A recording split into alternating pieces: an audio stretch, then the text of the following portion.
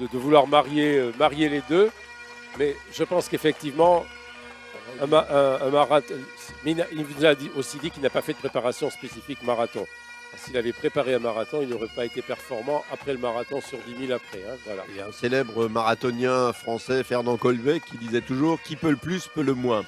Maintenant, c'est pas sûr qu'il puisse être très très performant sur 10 km dans... Parce que 15 sur 35, c'est énorme une telle longévité. Oui, non mais c'est un phénomène. Hein. Nathalie Vasseur, bon, elle a gagné la Wings of Life 2 fois. Il ne faut pas oublier que c'est une femme qui travaille à temps plein comme infirmière, donc conjuguer la vie professionnelle avec l'entraînement. Voilà, la plupart des grands sportifs sont des professionnels qui font que ça. Ils dorment, ils s'entraînent, ils mangent. Là, c'est chapeau bas, quoi. Déjà 14 fois, c'est quasiment... voilà, ce ne sera jamais égalé. Hein. Voilà, on peut le dire. Oui, parce que Freddy Guimard disait la concurrence est de plus en plus grande. Est-ce que justement il y a un risque?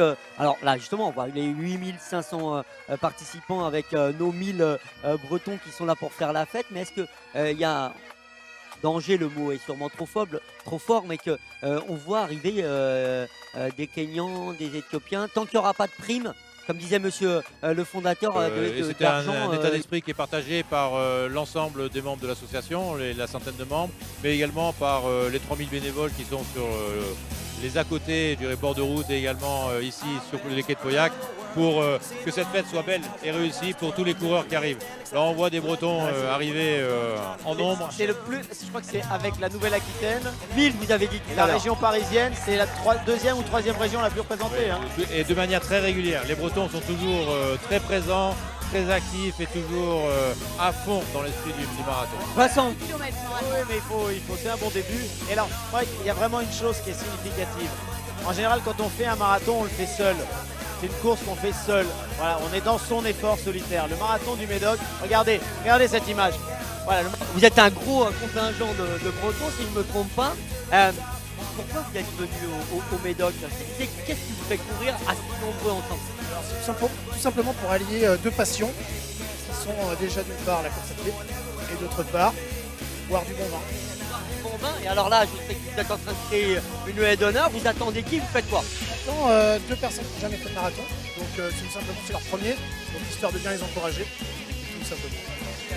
C'était votre premier marathon, votre premier venu au Médoc ou pas du tout? Premier au Médoc, mais par contre cinquième marathon. Quatrième marathon et pour bientôt au château du Médoc. Ah, ouais. Voilà, comme le bon vin. Merci beaucoup. Voilà, on a les copains qui sont derrière et puis on va les attendre. On va faire une haie d'honneur pour les premiers à finir un marathon. Ça se voit rarement. Alors moi j'ai vu ça dans le triathlon, mais ça se voit rarement quand même d'être aussi nombreux à attendre pour faire une haie d'honneur pour des copains qui vont arriver en 6h20. Ça fait rêver. C'est pour ça qu'on court au château du Médoc, Fabrice. Ah oui, absolument, c'est ce que je vous disais. Hein, voilà, c'est ce vivre ensemble, cette épreuve incroyable.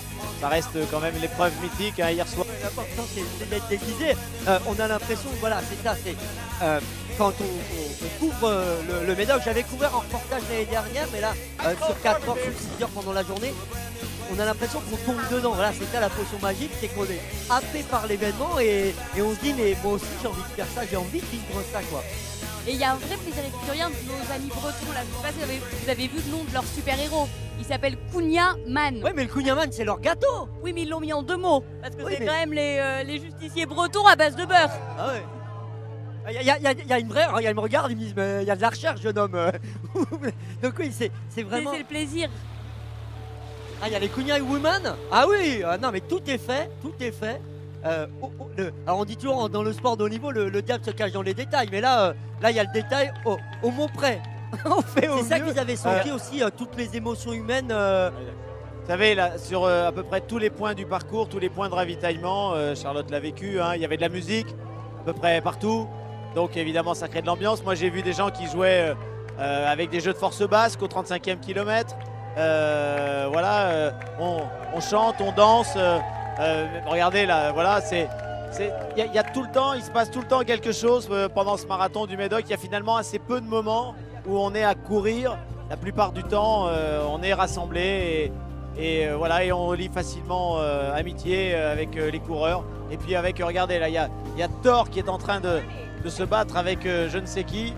Regardez, Voilà. 42 km 195 et ils trouvent encore la force de jouer comme des gamins. On devient un gamin finalement au Château Mais il y a du de Médoc. ça, et si le marathon du Médoc a fait tellement école, hein, c'est lui qui a inventé le concept du marathon festif. Hein, cette idée, elle est née ici, hein, les autres l'ont copiée.